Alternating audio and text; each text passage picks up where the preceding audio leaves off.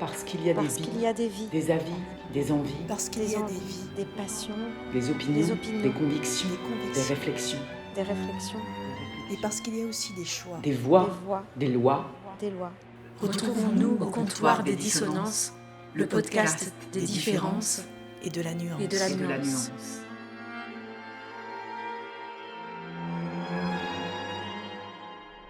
Sans filtre, Au cœur de la crise sanitaire, numéro 1.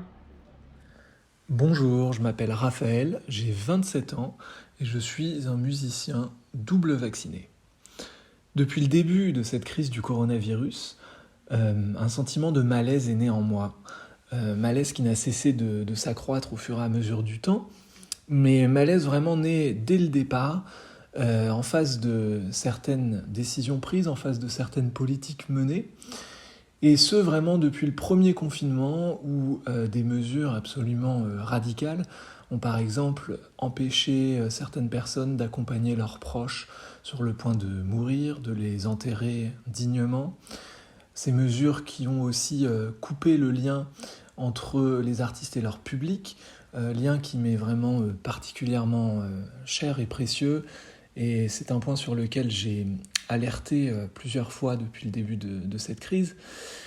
Et au fur et à mesure du temps, ce sentiment de malaise n'a cessé de s'accroître avec l'avènement de ce pass sanitaire devenu vaccinal, et où vraiment j'ai eu l'impression que plus le temps passait, plus les mesures devenaient de moins en moins sanitaires et de plus en plus politiques. Et aujourd'hui, cela a abouti à une véritable division au sein de la société, division que j'éprouve au sein de ma famille, au sein de mes amis également, entre justement les vaccinés et les non-vaccinés, ceux qui ont le pass et ceux qui ne l'ont pas. Et à mon sens, c'est quelque chose de très grave, d'autant plus qu'aujourd'hui la situation a changé, et le variant Omicron n'étant plus aussi dangereux, aussi mortel que le précédent, ces mesures sont vraiment, à mon avis, dénuées de sens, puisque justement la vaccination n'empêche ni la transmission, ni même le fait de tomber malade. Donc, moi qui suis double vacciné, je représente tout autant un danger que d'autres personnes, justement. Et je trouve ça simplement, pour employer des mots simples, insupportable, que je ne puisse pas, par exemple, inviter des proches à mes concerts parce qu'ils ne sont pas vaccinés, et donc qu'on opère ce tri des personnes en fonction de leur statut médical, par la même occasion qu'on supprime le secret médical, ce que je trouve assez parlant également et significatif. Et au fur et à mesure du temps, c'est pas simplement certaines petites libertés ou certains petits privilèges qui ont été enlevés à ces gens-là, c'est vraiment la possibilité d'une vie sociale lorsque on est citoyen, qui a été vraiment réduite à néant. Et ça, je trouve ça incroyablement grave, puisque ça crée un précédent dans la gestion de crise, puisque ça fait 2 ans maintenant qu'on est dans un état d'exception permanent, ainsi par définition pas dans un état de droit démocratique fonctionnant normalement. Et donc, on se permet dans ces états d'exception des choses qui sont vraiment qui sont contraires en fait aux valeurs de la République, à savoir contre la liberté, l'égalité et contre la fraternité. Vraiment, à mon sens, tous les voyants sont au rouge par rapport justement à ces valeurs, par rapport à l'unité d'un peuple, d'un pays, d'une population. Et je trouve ça insupportable qu'on attende comme ça, que beaucoup de gens justement ne voient pas, n'entendent pas la souffrance de personnes qui sont ostracisées. Et j'en connais beaucoup, et c'est quelque chose de très difficile à vivre, c'est quelque chose de courageux aussi, puisqu'il faut savoir respecter justement les choix des non-vaccinés, étant donné que la vaccination n'est pas obligatoire. Ainsi, nous n'avons pas à forcer quiconque de se faire vacciner. Certains ne le font pas pour des raisons médicales et d'autres pour des raisons vraiment privées, personnelles, de conviction, et il faut vraiment respecter tout un chacun. Et donc je trouve vraiment ça particulièrement triste qu'on en soit arrivé là, et qu'on soit peut-être sur le point de lever le pass, mais juste avant l'élection, alors qu'on pourrait le lever, on pouvait le lever déjà il y a un moment maintenant. Je trouve ça assez cynique, et puis surtout on parle de suspendre le pass, et non pas de le supprimer définitivement, et ça c'est quelque chose qui m'inquiète, puisque justement ce précédent de gestion de crise peut appeler dans le futur à vraiment à un fonctionnement différent et beaucoup moins démocratique lors des crises justement, et ça c'est grave, puisque nos droits, tous nos droits fondamentaux démocratiques sont là justement pour empêcher des personnes lors de temps de crise de les supprimer, de les suspendre, etc. Et là on voit que ce n'est pas du tout le cas, donc ce changement m'inquiète, et ce qu'on cherche à parfois nous vendre comme un retour à la vie normale, etc., alors qu'on est obligé de montrer son QR code sans arrêt, de se justifier, de porter des masques partout, moi je ne trouve pas du tout ça normal. Encore une fois, bien qu'étant vacciné, je trouve pas du tout ça normal, et donc voilà, je tenais à le dire, et puis à exprimer aussi ma solidarité envers toutes ces personnes qui sont injustement, à mon sens, ostracisées. Et puis aussi de leur dire de ne pas perdre espoir, puisque c'est pas parce qu'il n'y a pas de manifestation gigantesque ou de contestation gigantesque que beaucoup de gens comme moi n'éprouvent pas un malaise, et que justement on partage ce point de vue sans forcément l'extérioriser de la même façon, mais c'est pas pour autant que on n'agit pas non plus, ou qu'on fait pas voilà, c'est juste que c'est d'autres formes de réflexion et de contestation. Voilà. En tout cas, je vous souhaite un bon courage à tous, et au revoir.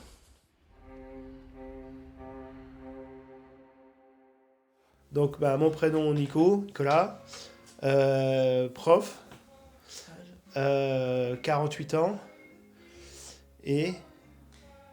Situation est vacciné ou pas? Alors, vacciné, oui, j'ai le pass vaccinal complet, le schéma vaccinal, mais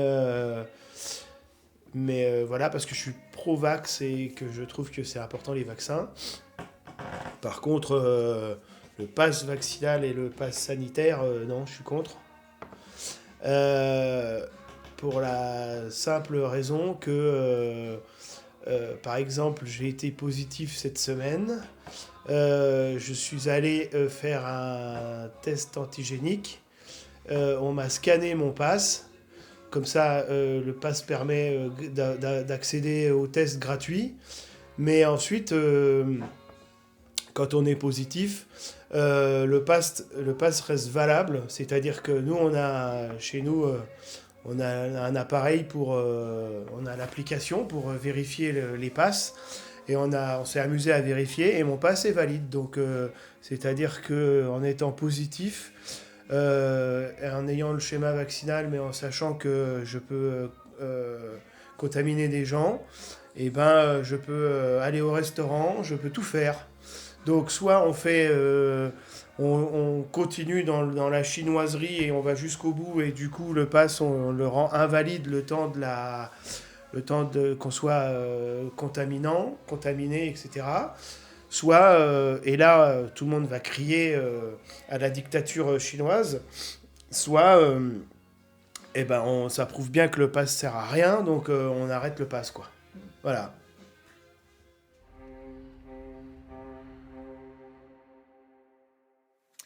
Bonjour, je m'appelle Julie, j'ai 44 ans.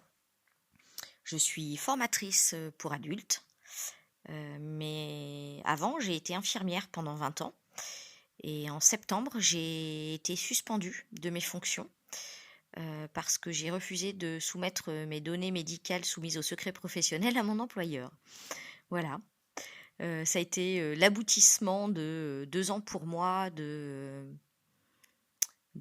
tentatives d'information, et de la mienne déjà, d'information, et celle de mon entourage.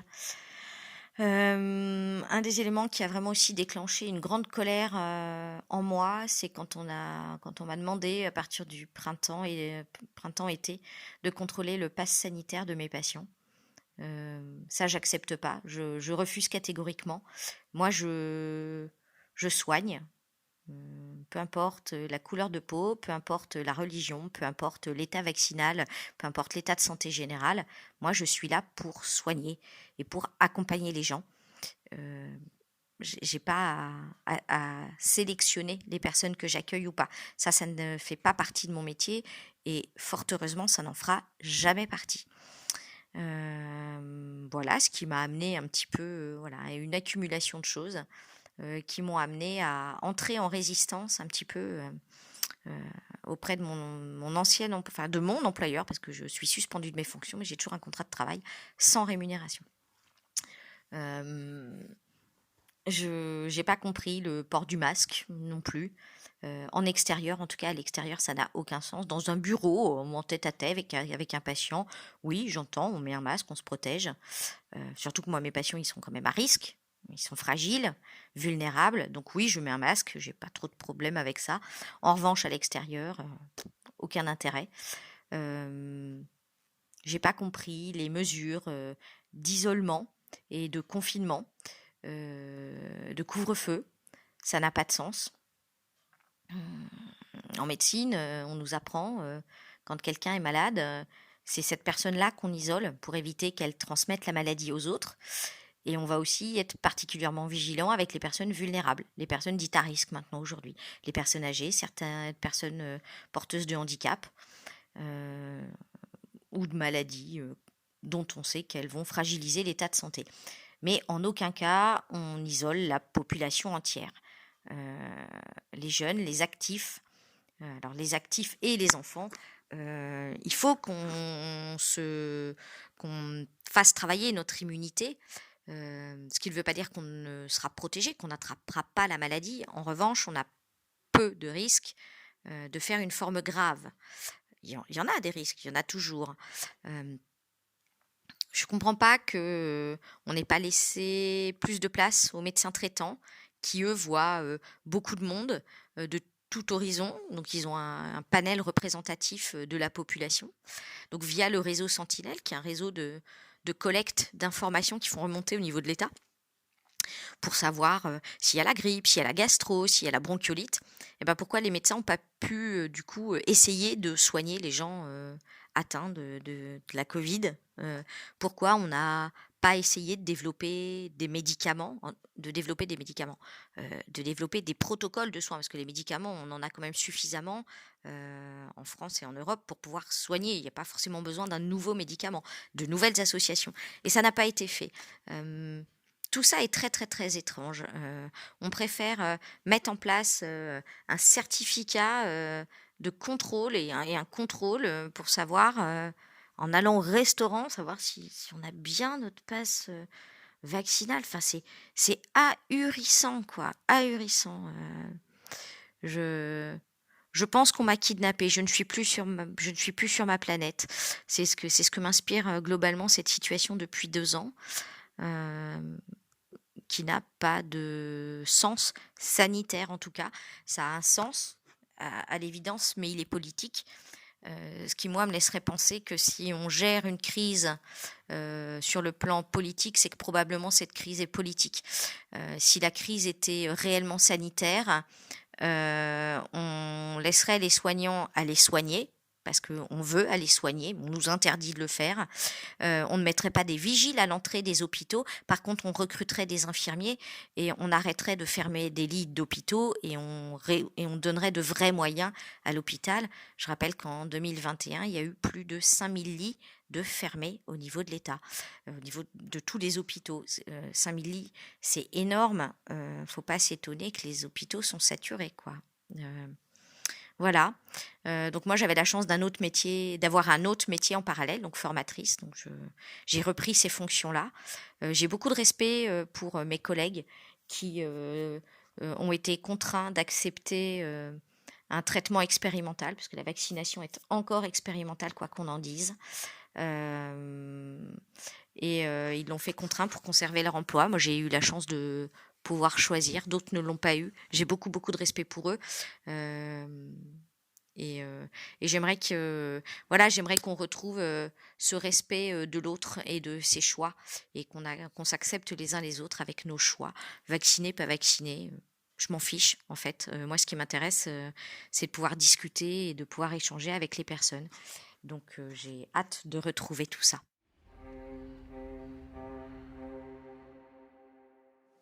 Je m'appelle Annie, j'ai 74 ans. Je suis comédienne et écrivain. Que je sois vaccinée ou pas n'a strictement aucune importance. Toutefois, il n'est pas inutile de rappeler que ce vaccin est une injection expérimentale. Moi, je vois que l'on organise une ségrégation entre les citoyens avec la mise en place de ce pass et qui s'aggrave avec le pass vaccinal. En fait, on met en place la traçabilité de nos faits et gestes, même médicaux. Ce qui m'effraie le plus, c'est la passivité, la docilité de mes concitoyens. Ça, c'est vraiment effrayant. J'ai envie de leur dire, ne vous habituez pas. Je vous en supplie, ne vous habituez pas à être contrôlé pour un oui, pour un non, à être QR codé. Ne vous habituez pas! Bonjour, je m'appelle Clio, j'ai 38 ans, je suis comédienne, autrice et metteuse en scène de théâtre. Je n'ai pas envie de répondre à la question êtes-vous vacciné ou non, tout simplement parce que je ne supporte plus cette question. Moi, j'ai envie de vous parler de l'espoir. Greta Thunberg, dans son manifeste, dit que l'espoir est une chose que vous devez aller chercher, que vous devez gagner. Et je trouve ça très juste, très fort de sens. Moi, je ne suis pas dans l'espoir que les choses aillent mieux. Je ne suis pas dans l'espoir que ma vie redevienne comme avant. D'ailleurs, je n'ai pas du tout envie qu'elle redevienne comme avant.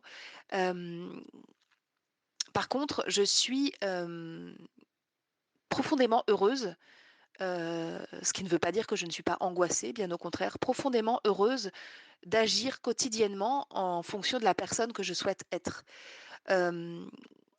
Depuis cette crise Covid, je n'ai jamais ressenti autant le sentiment de ma propre liberté.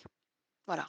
Ça a été un enfer au départ et une fois accepté le café, qui n'avait plus le même goût parce qu'il fallait présenter un pass sanitaire ou un pass vaccinal, une fois accepté que ce café, je n'avais plus le droit d'y aller alors que je passais ma vie au café, eh bien j'ai commencé à, en fait, à découvrir un nouveau monde, à découvrir un monde que je me créais, voilà, qui n'était plus un monde passif, qui n'était plus un monde fait d'habitudes et de repères, qui demandait à être, soumis à l'approbation de la société, mais qui était le monde que je souhaitais me créer, que je pouvais me créer de manière totalement indépendante et libre. Voilà.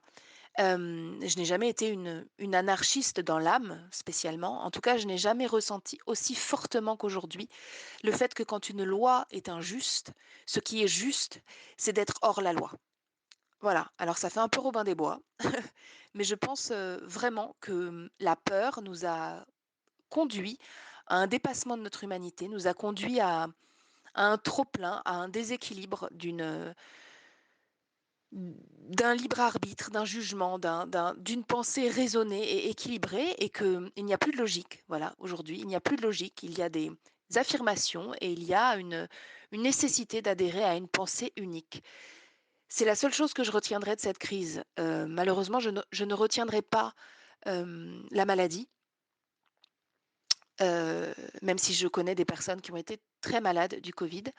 Je retiendrai la gestion de la crise et je retiendrai la façon dont les peuples, les citoyens et les citoyennes, les clients des restaurants, les amis de longue date, les frères, les sœurs, les parents ont été divisés, se sont divisés, sous le joug d'un gouvernement qui n'a eu de cesse de diviser les gens, justement, et de vouloir, désigner des boucs émissaires. Ça, je le pardonnerai, en fait, si je suis honnête. J'allais dire: «Je ne le pardonnerai jamais». Je pense que je ne l'oublierai jamais. Voilà. Mais je le pardonnerai parce que je crois profondément en l'humain, je crois profondément en l'amour qui nous lie. Non, nous ne sommes pas au monde des bisounours, nous sommes sur Terre. Je crois profondément en l'espoir d'un équilibre, d'une harmonie où tous les gens pourraient être hem, dans la liberté de ne pas être d'accord. Voilà, une société qui n'est pas d'accord, une société qui dialogue est une société qui vit. Une société qui se soumet à une pensée unique n'est pas une société vivante, c'est une société malade. Et je terminerai avec une petite phrase de Greta Thunberg qui dit dans son manifeste que un murmure peut être plus puissant qu'un cri. Voilà, donc je pense qu'à présent, il faut que tous, toutes et tous, nous mettions à murmurer, à parler, à hurler sur le monde, nous artistes, à remonter sur scène et à hurler sur le monde les paradoxes de cette société. Et parce qu'avec le pass vaccinal, avec la levée du pass vaccinal j'imagine dans quelques jours, rien ne s'arrêtera. Hem, Tout commencera et c'est une fabuleuse occasion de continuer en fait à tisser le récit de notre humanité, d'inventer des nouveaux mondes, d'inventer, à partir de nos erreurs, voilà et de se ressouder à notre humanité profonde, à notre amour, tout simplement.